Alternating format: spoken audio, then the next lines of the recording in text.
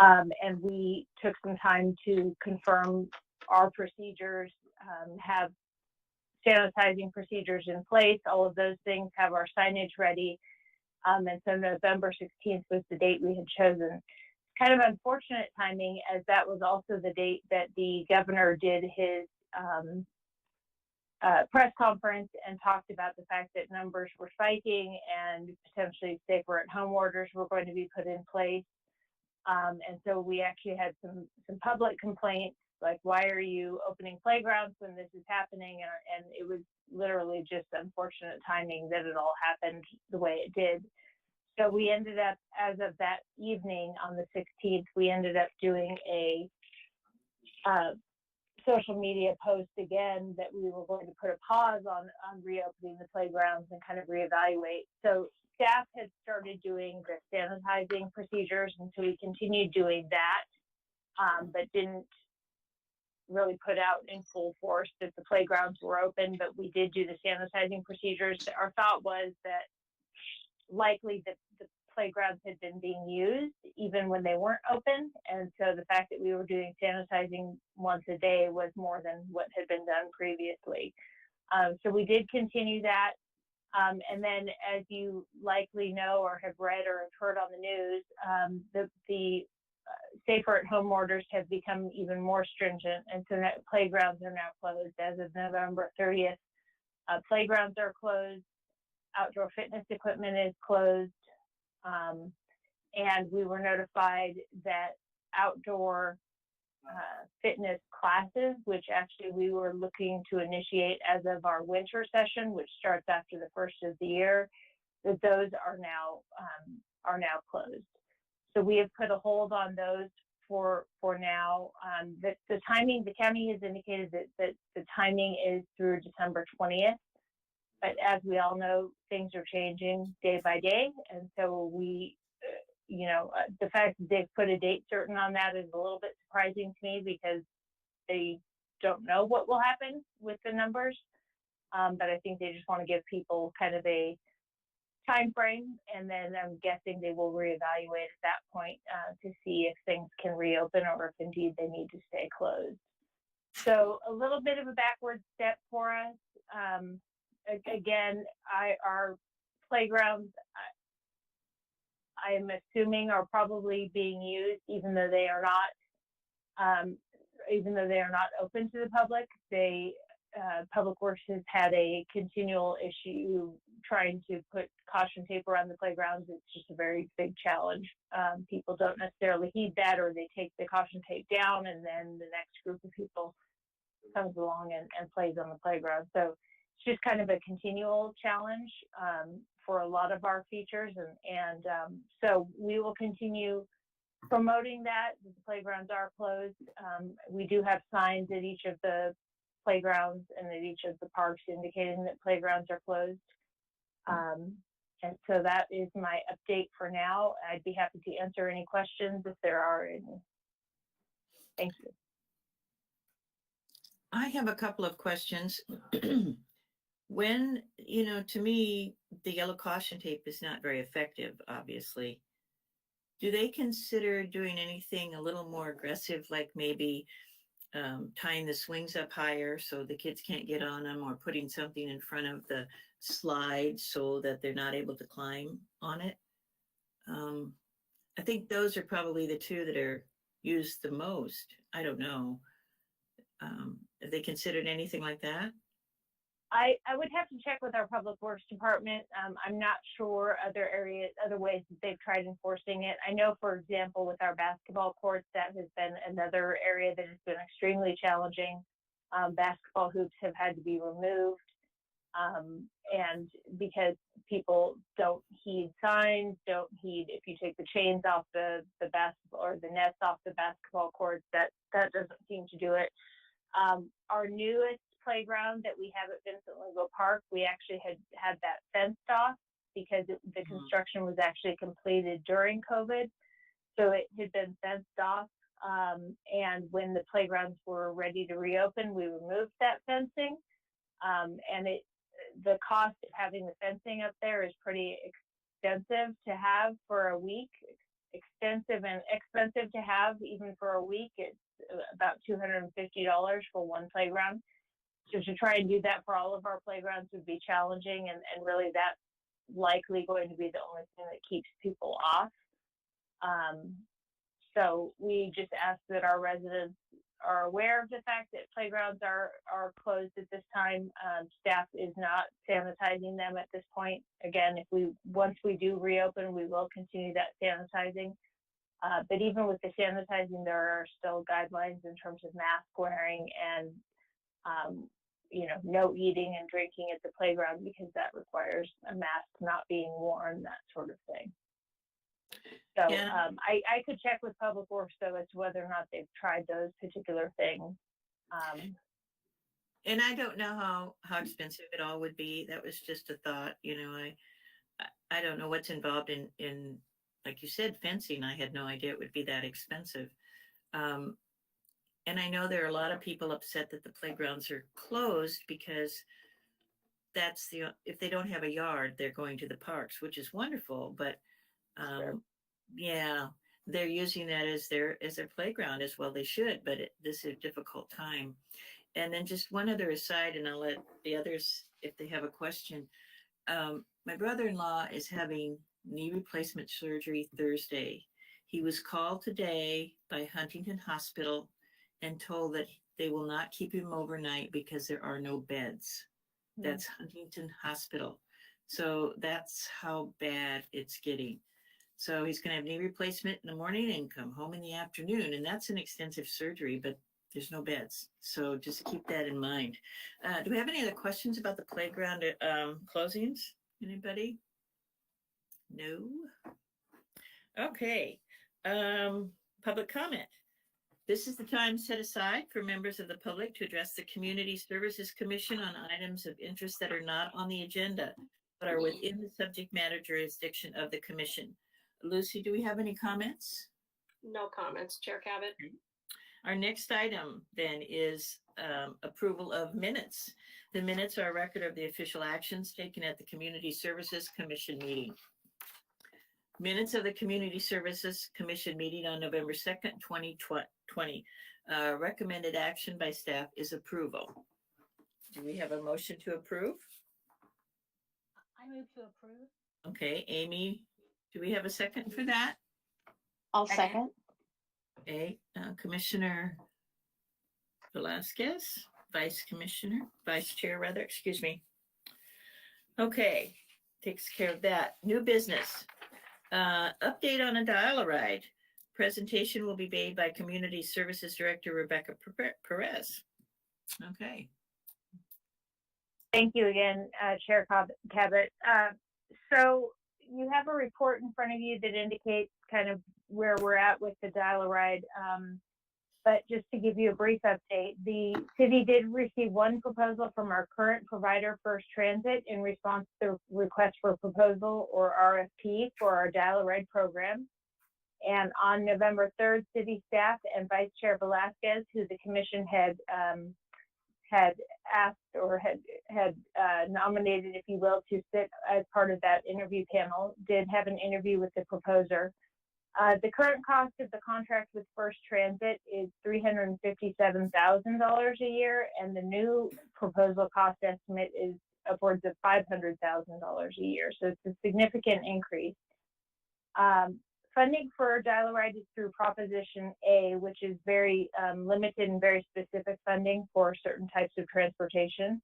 And while we anticipate that the cost of service will be higher than what the city is currently paying, city staff and First Transit are currently exploring options and looking at opportunities to reduce the overall cost. So some of the options include operating the same number of vehicles based on our current use, extending the contract to a 3-year term with the option to renew for 3 additional years, rather than the 1-year term which was included in the proposal. And we are also requesting cost breakdown to purchase the vehicles, what the cost difference would be to purchase the vehicles versus having First Transit purchase those vehicles for us. So we are getting that information from them now. Staff is also working with First Transit to confirm data on our current use so that this information can be included as part of the report to council when that goes. So this includes numbers on current ridership, peak hours of usage, those sorts of things. So First Transit has agreed to extend the current contract through January 2021 to provide time for staff to finalize negotiations, prepare the agreement, and present to City Council. This item will go to the City Council at their January 19th, 2021 meeting. Similar to the Commission, the Council will not be meeting at their first meeting in January, so that meeting will not be held. So the meeting we will have this item on is the January 19th. That concludes my report. I'd be happy to answer any questions. And I don't know, Bronwyn, if you have any information that you want to provide about the interviews or not, I'll open that up to you.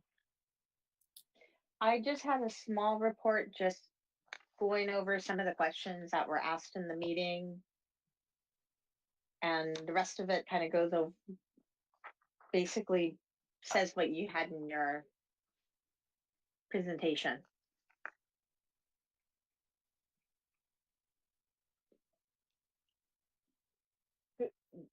Go ahead with what you wanted to report on. Okay. Vice. Go ahead. Anything else you wanted to report on that? No? Commissioner Von Hom has a question or a comment. Go ahead. I was wondering if there was any indication why it was such a significant jump in increase in cost. You alluded to, is it the fact that the contract was for a limited time? Does it have to do with the vehicles? I wonder if you had any more insight as to why.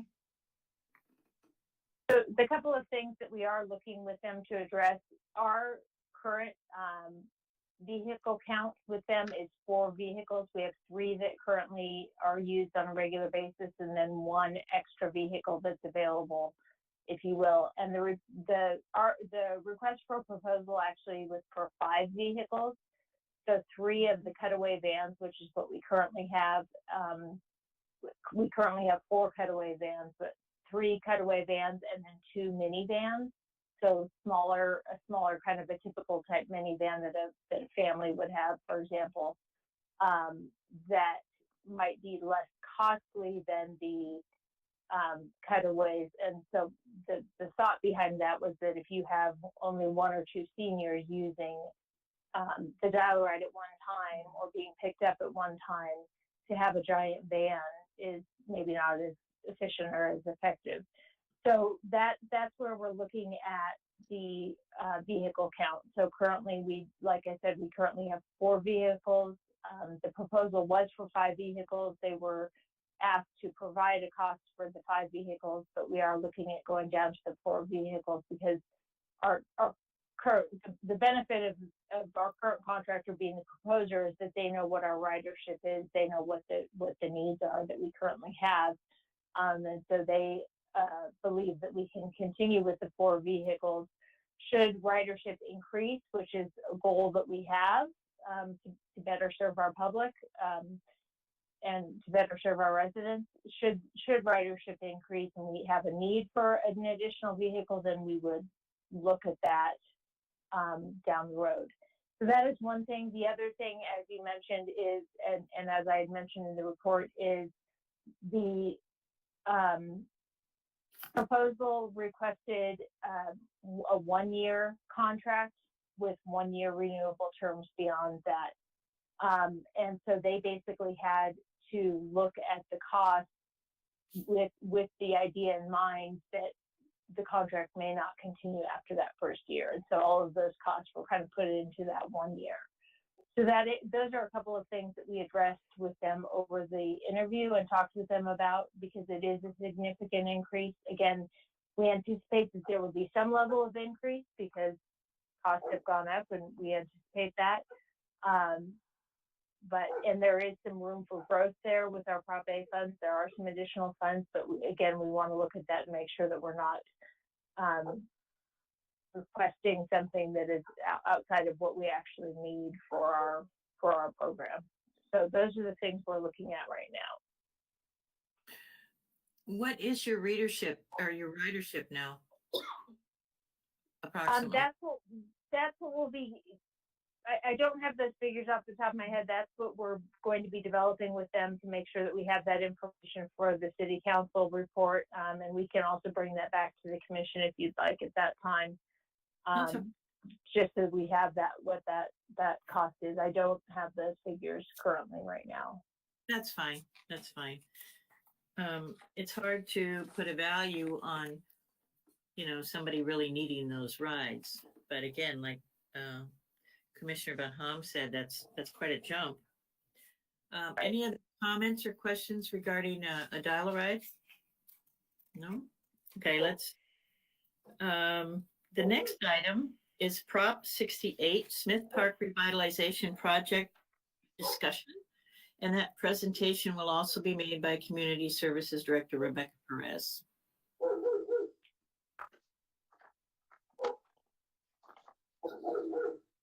Thank you, Chair Cabot. So the state had recently released its fourth and final round of funding for the Prop 68 grant with an initial deadline of December 14th. City staff, along with the grant consultant team, received feedback from the state regarding our round 3 application and created a new survey, which includes various questions related to cultural and educational opportunities, water conservation, and possible partnerships. And these were some of the items that they had addressed about our round 3 application that we wanted to get some additional feedback from our residents on. The team held in-person meetings on October 31st and the second meeting on November 9th. And we didn't have a real presentation at those meetings. We were kind of intending to, but the way that the meetings worked out, we actually just did more one-on-one conversation, obviously staying socially distant, and we all had masks on, but we were able to talk a little bit more one-on-one with people. And so we had the second meeting on November 9th, and we also had a virtual meeting via Zoom on the evening of November 9th. We had over 60 people attend the meetings, and we received 59 surveys. Shortly after that time, the state extended the deadline, or actually possibly right before those meetings, the state extended the deadline for the grant to March 12th, 2021. So that is the current deadline, the new deadline, if you will. And with the extension of the grant deadline, we will hold one last community meeting via Zoom in January. We plan to present any revisions to the park layout at that community meeting, and we'll look for any additional input on ways that this project will enhance the San Gabriel community. We would encourage our commissioners to attend the meeting, and we don't have that date set yet, but we will let you know what that date is, and would again encourage any feedback prior to finalizing the grant application to be submitted in March. So that's the report on that item. I'd be happy to answer any questions. Are there any questions regarding this or statements about it? I think that was pretty inclusive, and we're going to talk more about the park structure itself in a little bit. All right. I forgot to ask if there are any public comments on this at this time. No public comments, Chair Cabot. All right. So comments are closed for the next item. The KaBOOM playground at Roosevelt Park. Again, this will be presented by Community Services Director Rebecca Perez. And before Rebecca, you start, thank you, Adam. I was waiting for the PowerPoint. Perfect. Thank you. Go ahead, Rebecca. Sorry about that. No problem. Thank you. So at the meeting on September 15th, the City Council approved a community partner playground agreement with KaBOOM and funding partner Blue Shield of California for construction of a new playground at Roosevelt Park. For those of you that may not be familiar with Roosevelt Park, it is a relatively small pocket park on the backside of Roosevelt School. So it's actually on Delta Street, and it's just immediately adjacent to the Options buildings, which are at the back of Roosevelt, at the Roosevelt campus. The city's financial obligation is $8,500 towards the purchase of the playground equipment, And staff contacted Athens Services for a possible contribution toward the city's portion of the project. And we just learned today, actually, that they will be providing a sponsorship. So that's great news. If there's any, we don't have that exact amount, if they will be covering the full $8,500 or if they'll be doing a portion of that. So if there's any portion of the $8,500 that is not covered by the sponsorship, the city council had approved that being paid out of park development impact fees. City staff have met regularly with KaBOOM and Blue Shield of California, obviously via Zoom,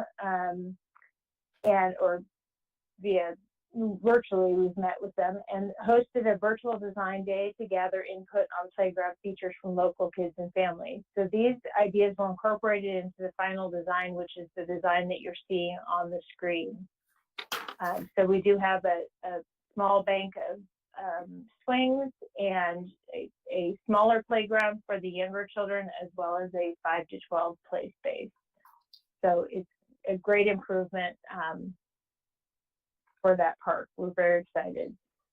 San Gabriel Unified School District, who owns the property the park is located on, has been very supportive of this project. So the current play equipment that is on the park is city-owned, but the playground itself, the property that it's located on, is actually San Gabriel Unified School District property.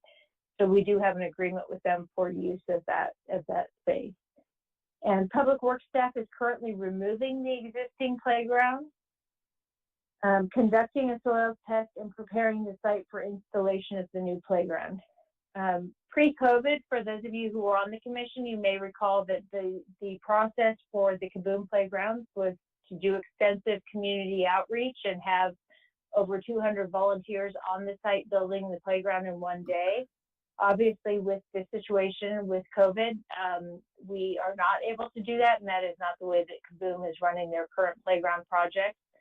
So this will actually be installed by a certified installation team from Landscape Structures, Inc., which is the manufacturer of the playground. So they will have an installation team out on the site probably for about a week or so, because it won't be such a large group as the 200 volunteers that are able to do the playground in a day. So they will actually begin that installation on December 21st. So sometime before the end of this year, we will have a brand new playground at that site. We don't know at this time that it will be able to be open, but it will be there. And once schools are able to reopen and once playgrounds are able to be reopened, that will be a brand new play space for our community. Just so you know, we did base the color scheme, the blue and gold. We actually have an opportunity to choose the color scheme, and we contacted Roosevelt, and those are their school colors.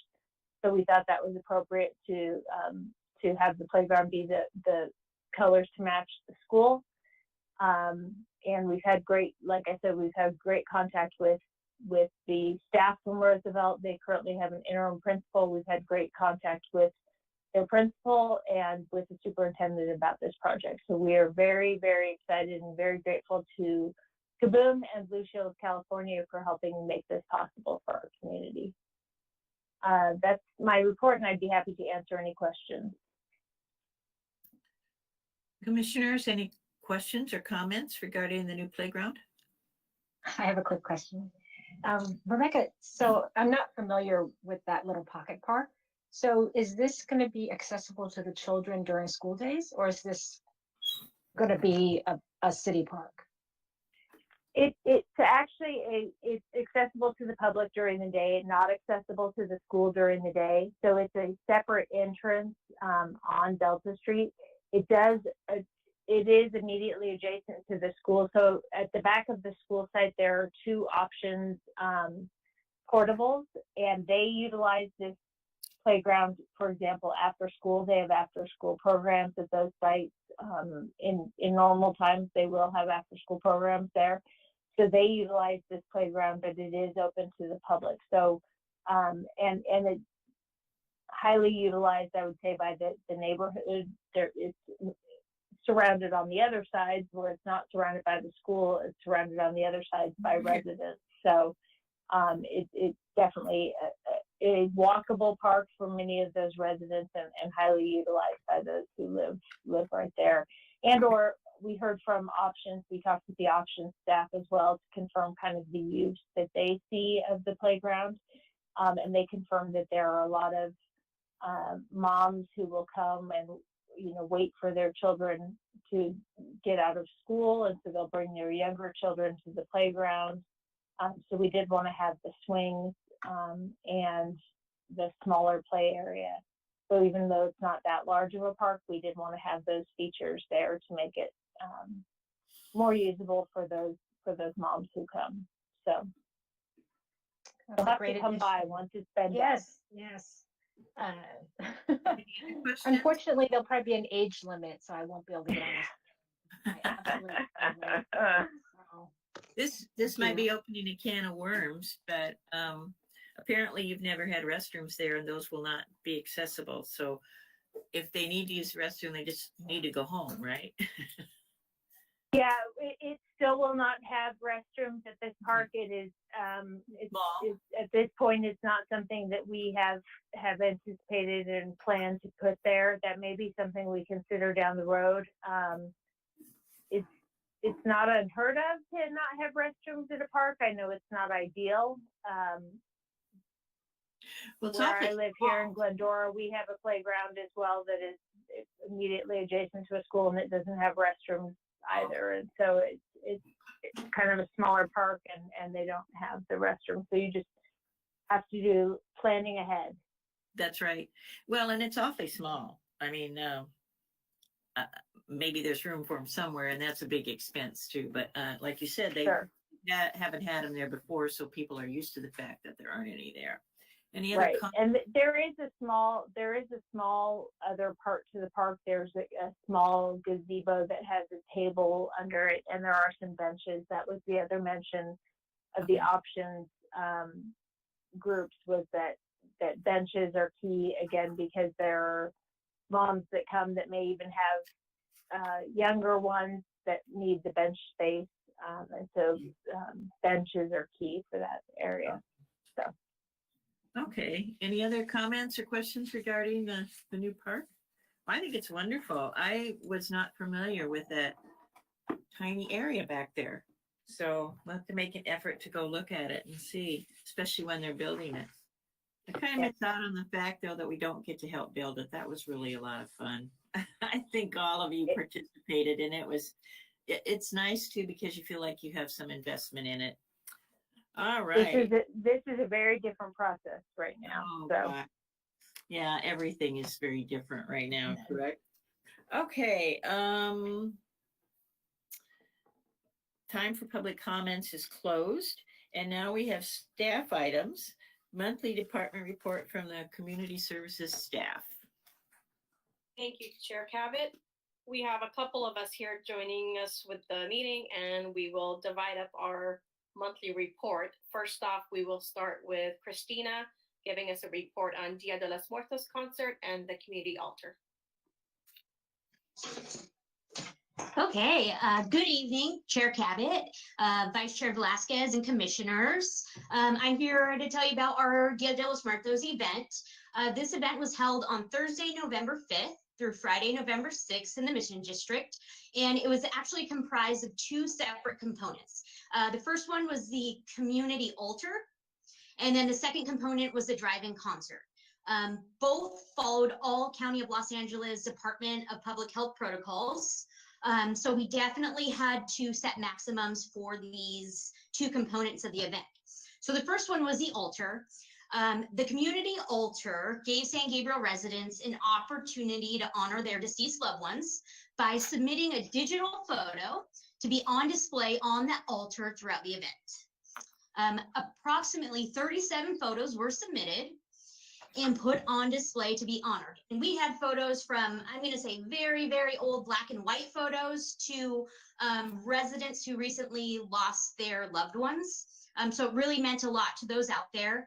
And over the course of 2 days, community services staff built and designed the colorful traditional Dia de los Muertos altar, and it included elements such as water, wind, earth, and fire.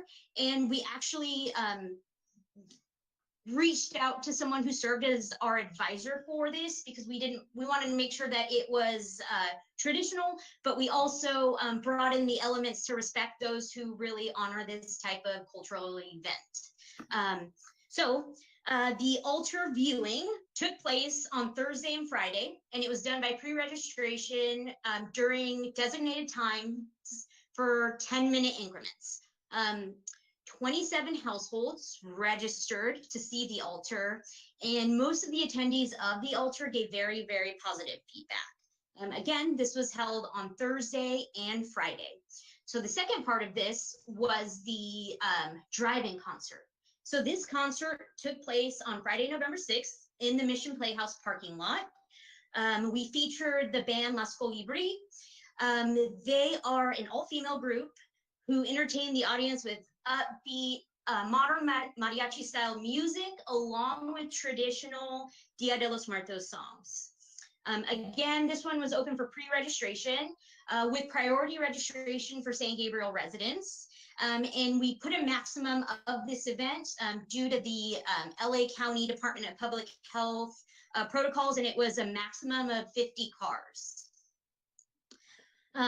We did experience some rain throughout that night, but we were prepared. We had canopies nearby, and as soon as it started coming down, we had Playhouse staff and community services staff on their toes, popping up canopies, and then the band went on and continued to play.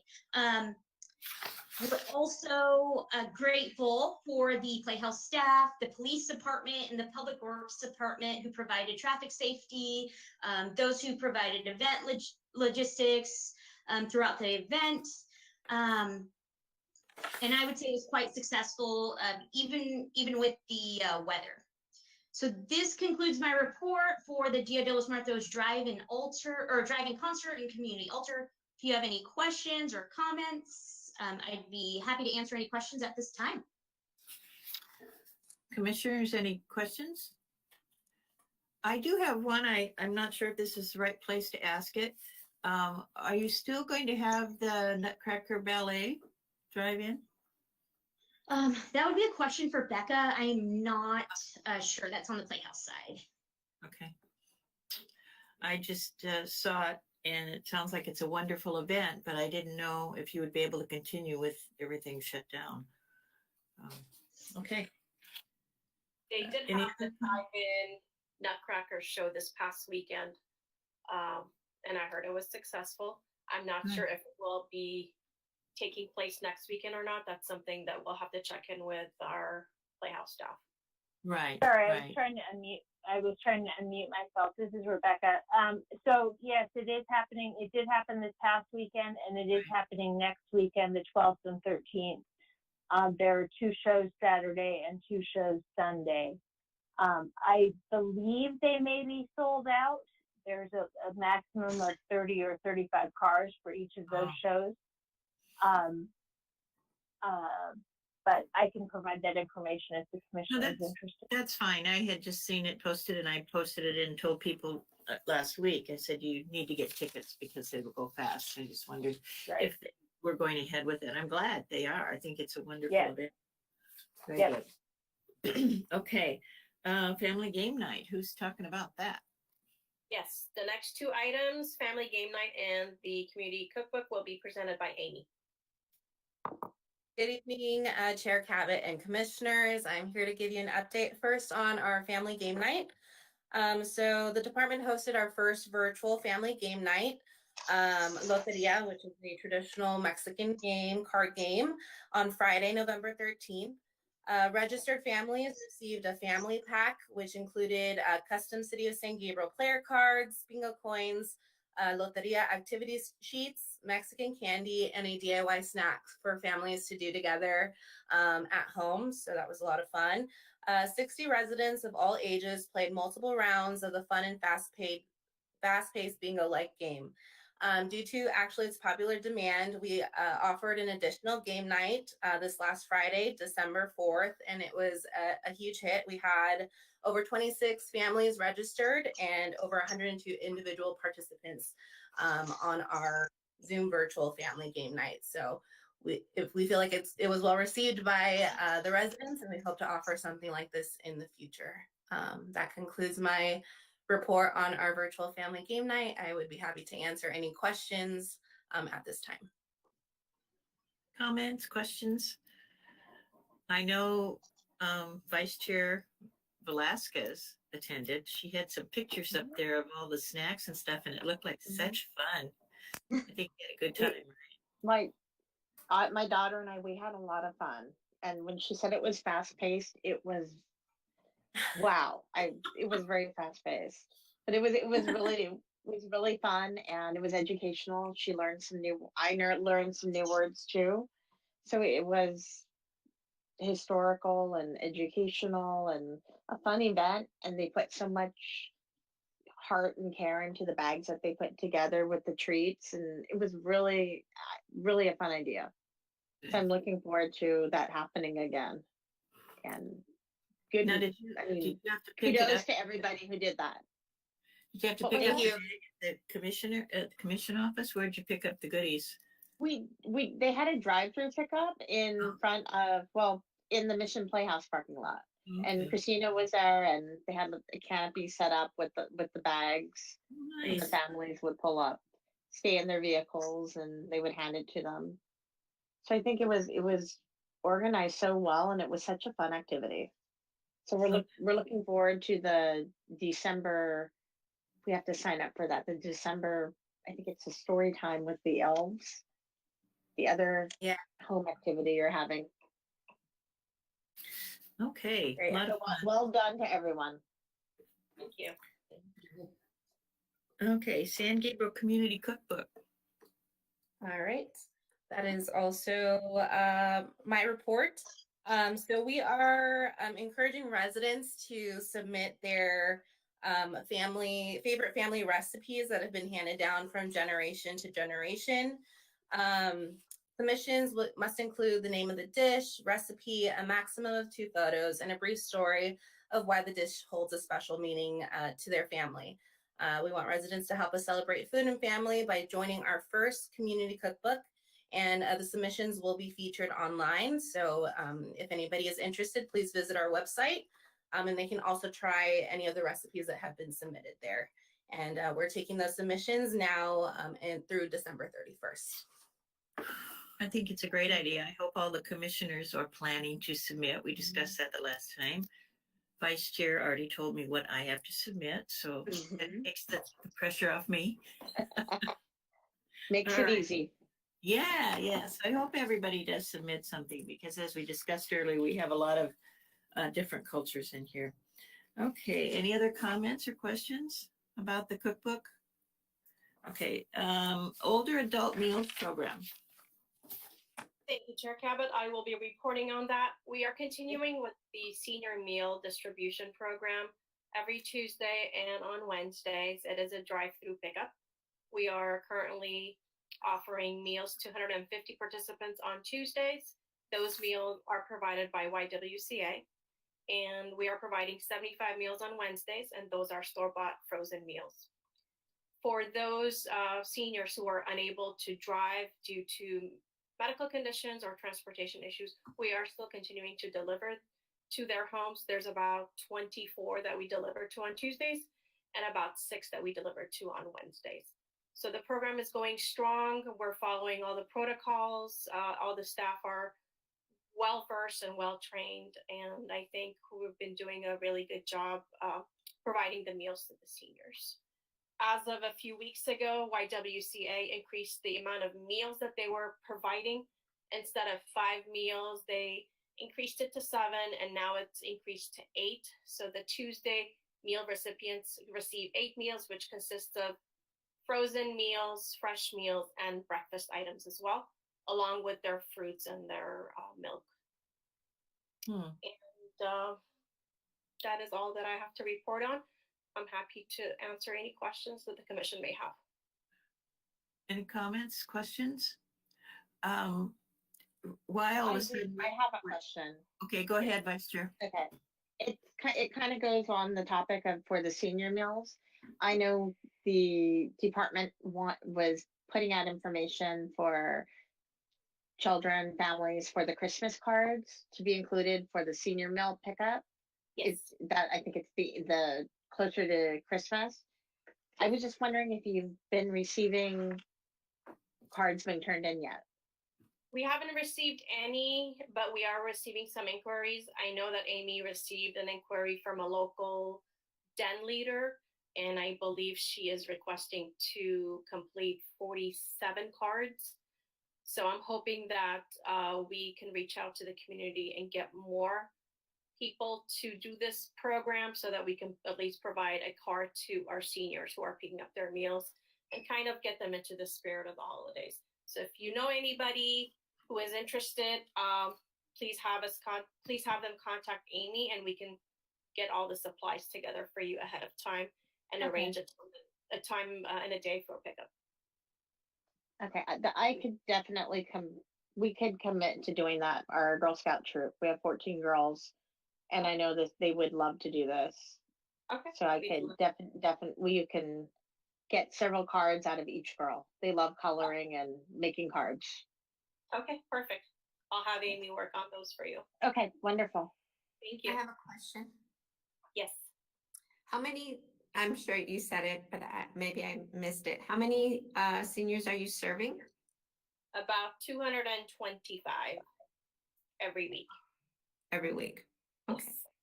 Wow, that's a lot. How did we manage to get bumped up from 5 meals to 8 meals? Is there some federal funding that was involved, or what? I don't have I may not have all the answers, but from what I understand from our YWCA representative, the county was behind providing more meals, and there was a consensus from the general public that more meals were needed. So they opted to do the breakfast items along with the lunch items. Well, that's nice. And that only started, I want to say, we're going on our 4th week with that. I'm glad to hear that. That's good news. Yeah. Okay. And on that, I think there's another drive-through meal coming up this Sunday. Is that correct? No? Not through community services. I'm not sure if there's something else being coordinated by another organization. Yeah, I think there is. I just didn't know if you were to know about it. And maybe it isn't going to be through the Mission drive-through. I'll find out more about it. Rick Kahn from the mosque told me that there's another one. They are helping. They are not sponsoring it. It's I don't know. I guess I shouldn't say anything because I don't know. The mosque is working with us on the holiday basket program, which is for residents, not just seniors, but is for residents who need a little extra help during the holidays. Right. And that's actually been moved to the 19th. Okay. Maybe that's what he was talking about, because he said it was food and sanitary items that people need, not just food. So that's probably what he thought it was about. He said they were helping. I don't think they've sponsored it. Okay, good. That's an event that the Community Services Department works with the San Gabriel Women's Foundation on. That's what and we also provide toys through the Sparks of Love program. So we'll have wrap toys for the families as they come through, any families that have children, so that they can have toys for them on Christmas as well. Oh, that's great. Okay. I skipped ahead. I'm sorry. I talked about that. Letters to Santa. Actually, I'm going to go back up once to the tree lighting ceremony. That's okay. So we did, free. Virtual holiday tree lighting ceremony. I'm sorry. Go ahead. That's okay. We did hold the virtual tree lighting ceremony, which was aired on YouTube last Tuesday, December 1st. For those of you who have not seen it, it is still available on YouTube. So we did have a visit from Santa and a holiday message from the mayor and, of course, council members and our city manager, Mark Lazaretto. It was festive. It was beautiful. The tree was lit, of course. That was the main focus of the evening. Of course, we missed the crowds and all the other festivities along with it, but due to the circumstances, we were still able to put something together. I think the staff did a great job putting together a video. So when you have a chance, go ahead and take a look. I think you'll enjoy it. I did watch the video and it is very, very nice. You did a very good job. And considering that we weren't there in person, it was very nice. Did anybody else have a comment or question about it? No. Well, make sure you make an effort to watch it. It'll get you in the holiday spirit a little bit. Okay, now letters to Santa. Now letters to Santa. I'm going to hand it over to Christina. So the San Gabriel Community Services Department is continuing the tradition of helping deliver letters to the North Pole. We will be accepting letters until December 11th, and all who submitted a letter will receive a response by Mr. Santa Claus himself by December 21st. We are going the traditional route and still accepting mailed-in letters, but we will also be accepting emailed letters, and we will make sure that he gets them. The email address is our community services email, and that's commsrb@sgch.org. And I'd be happy to answer any questions. Comments, questions? I think it's lovely that you continue to do that. It's a lot of work. I know it is. Do we ever consider, I noticed that Monterey Park has a beautiful Santa mailbox. Is that something we ever considered doing? Yes, as a matter of fact, we do have one, and we will be putting it out on display in front of the community services office. Oh, fabulous. I'm glad to hear that. And I'm not sure if you recall, but in last year we purchased a smaller mailbox that sat out at our tree lighting ceremony, and then it also sat inside of our office. So with social distancing and everything, we won't be using that one, but we have a larger one that we're going to put outside of our office. Good. I'm glad to hear that. Yeah, I remember the one by the tree lighting. Other comments? Anything? No? Okay. Holiday basket. Okay. Once again, we are teaming up with the Women's Foundation to bring forward the Holiday Basket Program, and that will be offered on December 19th from 10 a.m. to 12 noon. The program is there to assist 3 different sectors of St. Gabriel community families, including families who are in need, families that are homeless, and older adults. We will be following all LA County guidelines and making sure that everybody follows all the protocols and keep everybody safe. The event will happen in the Mission Playhouse parking lot. There will be a section where the cars will drive through. The kids will be able to pick up arts and crafts. There'll be a section where they pick up their toys and their food items as well. And just as mentioned earlier, the mosque will be providing the hot food distribution that same day as well. I'm happy to have. Yes, I have a question, Lucy. So I'm sure you figured out for those seniors who can't drive through that they'll have some assistance in delivery?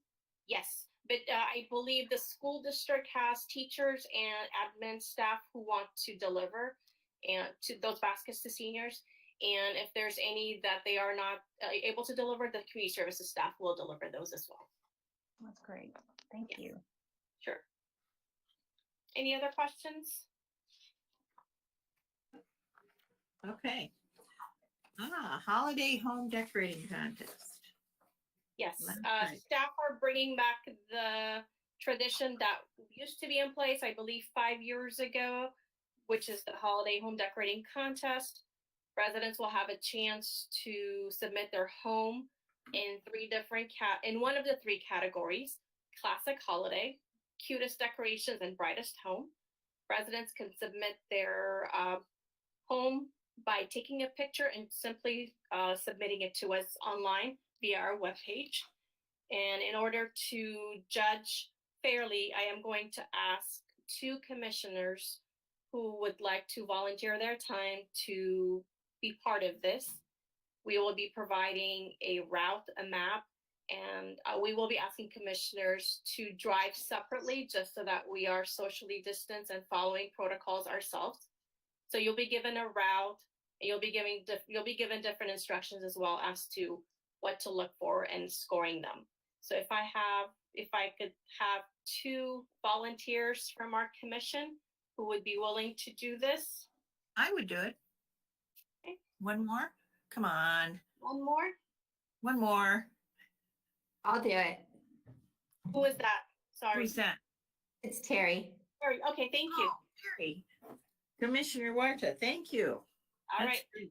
I will have Matthew follow up with both of you to give you more details as far as date, time, and more logistics. Thank you both. I appreciate it.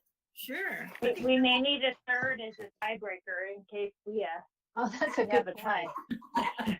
Very good point. A backup commissioner to step in. Do we have a third who is interested? Okay, I'll be back up. Okay. Oh, good. Amy's back up. Cool. Thank you, Amy. I do have a question. So does this mean that we plan to have this subsequent years? Are we going to continue this tradition? I Was think this a one-off? this was brought back because of the circumstances we are in. I think this was something that the Women's Foundation used to do. Mhm. And I'm not really sure. I don't have the history as far as why it stopped.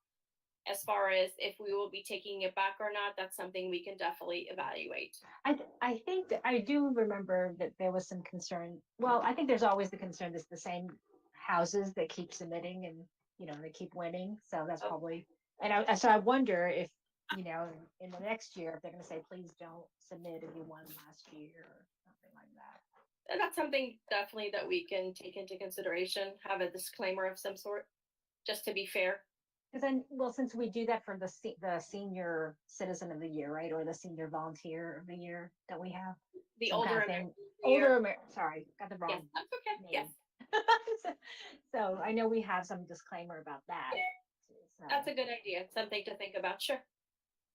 I think the history on it, if I can step in, I think the history on it was that not only were the same people nominated, but I think there weren't enough nominations, and so the Women's Foundation was when it was under their purview, they were actually having to go out and kind of seek out nominations, and so it just wasn't the participation.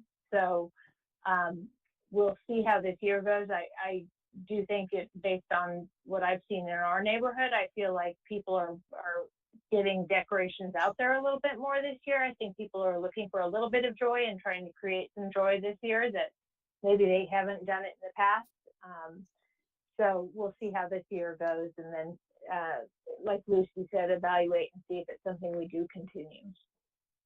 great.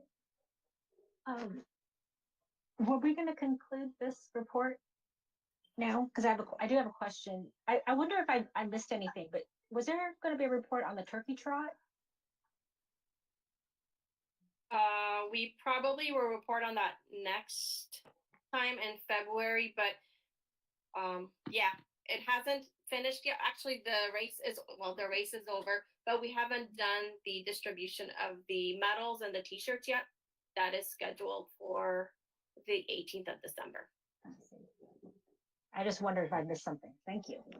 Okay, no problem. Okay, and on that same vein, following Commissioner Von Ham, the walk that you did, how did that go? It was successful. I believe there were over 100 participants. Wow. That took advantage, let's say. And we did, this was our second time offering it. We did offer one in July in the northern section of the city, and this time around in the southern section of the city. It was well received. Good. I had planned to do it, but obviously I didn't. So I'm glad it went well. It sounds like a lot of fun. Any other questions or comments about the staff report? Okay. I don't think I had another one. Okay. Oh, I do know. When do we do this judging? You'll let us know for this. Yes, Matthew will send you an email with all that information. I don't know what date he's planning on coordinating it. Okay. All right. Fine. Now we can go into commissioner comments and conference meeting reports. Vice Chair Velasquez, did you have anything? I don't have any meeting reports, but I do have something I can share that I'm putting together with my press media business for Macaroni Kid, Monterey Park, San Gabriel, Alhambra, Rosemead. We normally do a candy cane hunt every year, and with the current situations, we can't do our event that we normally hold. So this year we decided to hold a Mac Kid Holiday Home light up scavenger hunt. And I've got 3 different sponsors that sponsored all my signage. So we'll have signs on, I think we're up to 16 homes. Majority of them are in San Gabriel and North Alhambra area. And what the families would do is they would go to our website, they would download a map, and on the map would have a map of the homes, and each home would have on the sign, it would have a number, and on the scavenger hunt there would be questions. So on like one of the homes they might ask who is sitting on top of the roof, or who is hanging from the tree. So some type of a basic easily spotted question that the families would go back, answer the questions, and they would be able to submit their answers, and those answers from the families that attended would go into a raffle for a variety of prizes that we have put together. So we wanted to do something that was fun and free for the community, and we're just going to promote it on all the different social channels, and in our holiday winter guide it'll be featured in there. But I'm also going to have a section for holiday light maps. So I figured if for San Gabriel, if we have our home maps that will be on the website, I'll put that in there. So it'll give families more of something to do during this time period, because kids need something to do. I think that's great. It's a great idea. Put a lot of thought into it. And some of these things might carry over even after COVID is out of the picture, because they're so creative and so much fun and something different. Do you have anything else to share? Did you have anything else, Vice Chair? Oh, yeah. Okay. Commissioner Chung Van Hum, do you have anything? No, come on. Just make something up. I'm sorry. I said that out loud, didn't I? Okay. Commissioner Fang, do you have anything to comment on or tell us about? No, not yet. Okay, well, whenever you do, be sure to chime in at our meetings and let us know. We'd like to hear what you're doing. Yes, no. I just looking for the agenda. So through my cell phone to the agenda for this meeting. So yeah, I'm not printed out. Oh, okay. Right. Sorry if I just take a picture and just checking with the agendas. Yeah, looks like I'm doing something. No, that's fine. Sorry about it. Following along. Yeah, I just want to know. So the Saturday, like December 19th, and we have a holiday basket programs in where? In just the Mission House? The drive-through event will be in the Mission Playhouse parking Oh, lot. Mission Playhouse, yes. So what do we can do over there? We have a list of families that the school district provides us. And right now, the Women's Foundation will be providing all the needs that the families are requesting, as far as dried foods or blankets or sanitary items. So those are things. I don't have the list myself, so I wouldn't be able to tell you, but that's something that the Women's Foundation. Yeah, I mean, so do we need to go there to do something to help them or not? At this time, I don't think we need any more volunteers. We are trying to minimize as less people as possible because we don't want to have too many people out there. Mhm. But in different times, we would love to have commissioners there. If you'd like to come by just to take a look at it, you are more than welcome to do so, of course. Okay. Okay. Anything else, Commissioner Fang? That's all. Yeah. I want to, involve in some, things, but I don't know. So whether need us to do or not, that's why I ask something. Well, don't be afraid to ask. Okay? I think the Women's Foundation probably is still taking financial or monetary donations. I would think that would always be welcome. Yes, definitely. That would be a welcome. So if there's anyone that is interested in doing so, you can either reach out to me or Rebecca, and we can coordinate that through Julie Costanzo with the Women's Foundation. That's great. Commissioner Huerta, do you have any comments or questions? Sadly, I have zero. What? Yeah, I could give you a quick update on the mission if anybody's interested. Yeah, do that, please. We are interested, I'm pretty sure. I don't have anything on pertaining to the commission. Just to give everyone an update that the temporary roof is on the mission. It will stay there probably through March. During this time, we have submitted plans to the city for, I think we're getting ready to submit the plans to the city. By the end of this week, they will review the roof design, provide us feedback, and then we can move forward with bidding the job out and ordering lead time items and just doing all the construction preparation.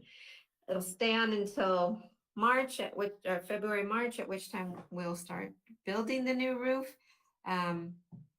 Couple of interesting things that are happening while the temporary roof is on.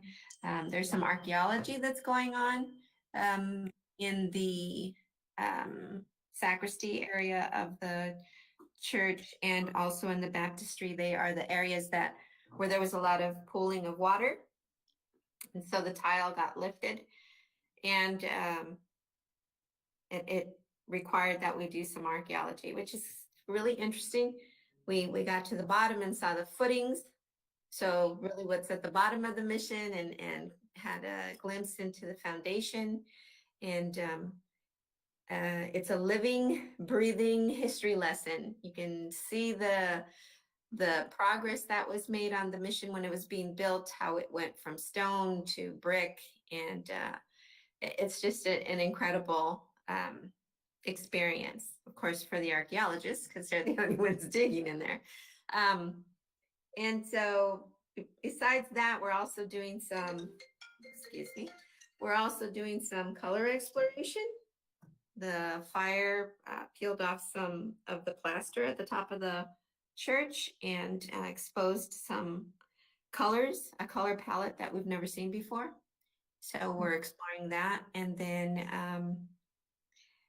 hopefully by June, the roof will be up and we'll be able to move on to fixing the walls and et cetera, et cetera. Ton of details, but it's coming along nicely. And, we're hoping to get the mission up and running as soon as possible. Sorry, I apologize. My children. That's it. Anybody have any questions or comments for Commissioner Huerta? I do. Okay. Carrie, are they with their digging and excavating? Are they filming any of this to make like a document? I don't know, a video of some sort. It's fascinating. It is. We have a GoPro in place that's capturing a little bit of the dig. We don't have film, any kind of a videographer or anything like that. It's mostly just catching some time lapses, like when they put up the roof. When they took it down, we took some time lapse. When they put the temporary roof, we did some time lapse. And so we're just trying to compile some bits and pieces of all the work that's going on so that eventually we could provide a documentary of some sort. There's some interviewing going on with the conservators. There is a lot of work being on the statues that were on the altar, the wooden statues, because they were heavily damaged by soot and the heat. And so they're repairing those, first cleaning them and then assessing them, because during the cleaning, of course, some paint came off, so they'll have to be repainted, restored. So that part will also be documented via video. So we're putting some stuff together, and it's really certainly is a very rare glimpse into what the mission looked like hundreds of years ago, or at least 100 years ago.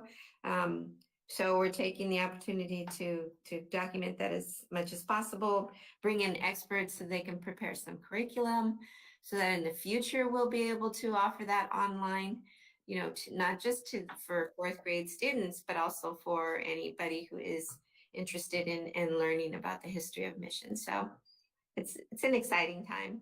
It's a tragic time. It's sad when you go in there and you know what it used to look like, but then we are given a lot of hope when we talk about what it's going to look like in the future. So it's exciting. Well, thank you for sharing that with us. I'm excited to hear your next to hear the next update and see all of it. Eventually, yes. Thank you. I think it's exciting as well, and I'm glad that you're documenting it because, like you said, an archaeological dig right here in our own backyard. How often does that happen? There's a lot of history there. You've had kind of a busy time. Were you involved with that parade this weekend as well, Terry? The parade this weekend was actually sponsored by the Archdiocese. So, Right. And all the Guadalupana societies of the 300 parishes that we have, I think there were 30. And they were allowed to bring in a specific number of people, but it certainly was different, because normally they would march from ELAC, or the parade would start at East LA College. So it was different, but it was still beautiful. Mission will be having they'll have their own Our Lady of Guadalupe celebration on the 12th, this Saturday. So that one was specifically done by the Archdiocese of Los Angeles, but still a wonderful time to celebrate. Well, and you mentioned that it wasn't commission information, and it really is, because the church is such an integral part of our town, and we use you a lot, just like the tree lighting ceremony and so forth. So it's part of the commission in an ad hoc way, I would say. It is. I appreciate that. Yeah, really is. Okay. I just have a couple things, actually just one. I attended a virtual meeting. Was it Friday, Rebecca, that we had the HERE Commission? Rebecca was there as well. It was Thursday. Thursday. It was sometime last week, I remember. I can't remember what I did yesterday, let alone last week.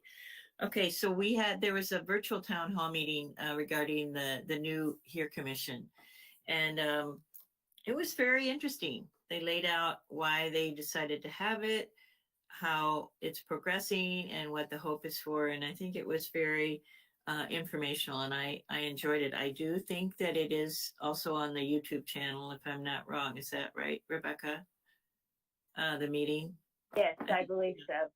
Yeah, you can go if you're at all interested. You can go and they brought up a lot of really good topics, and a lot of good questions were answered, and I think it was very worthwhile. So that's it for me. Dates to remember. Do you want to go over that, Lucy? Sure. Upcoming, we have council meeting on the 15th of December, and we've added a new program, Storytime with Santa's Elves, on December 17th, and that will be held virtually. The holiday basket program on December 19th. Closures for the holidays, December 24th, 25th, 31st, and January 1st. January commission meeting is canceled, along with the first meeting for city council on the 5th is canceled, followed by a regular meeting of the city council on the 19th of January. Okay. And before we adjourn, I'd like to tell everybody to have a Merry Christmas, Happy Holiday, however you celebrate, and Happy New Year, and be safe. Please, please be safe. That's the most important. We want to see all of you back here in February, all happy and healthy. All right, and we're going to adjourn tonight's meeting at 7:46. And meeting is adjourned. Thank you all for coming.